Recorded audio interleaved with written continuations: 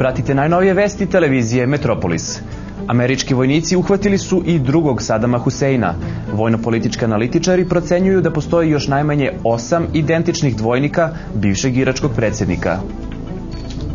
65-godišnji Milenko Ruvarac, koji je bez traga nestao pre 6 dana iz svog stana u Mirjevu, pronađen je u stanu komšije Agatonovića. Živ i zdrav, doduše fizički iscrpljen, nakon šahovske partije sa Agatonovićem koja je trajala više od 120 časova. Na pitanje unezverene porodice "Šta bi Milenko?", Ruvarac je smireno odgovorio "Remi". Afganistanski hrt, sibirski haski i nemački ovčar potpisali su u Beču trojni pakt o zajedničkoj borbi protiv persijskih mačaka. 3 psa potpisala su se uz drvo hrast u bečkom parku Hundwald.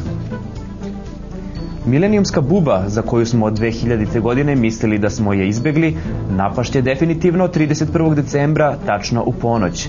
Ujedinjene nacije pozivaju Milenijumski zavod za dezinfekciju, dezinsekciju i deratizaciju da ponovo stupi u akciju. Učenici beogradskih osnovnih i srednjih škola od ponedeljka 22. decembra moći će besplatno da se klizaju na svim klizalištima po ceni od svega 150 dinara po satu, zahvaljujući Skupštini grada. Vremenska prognoza: prođe jesen, a kiše nijotkuda. Zima bez snega, proleće bez mirisa i cveta.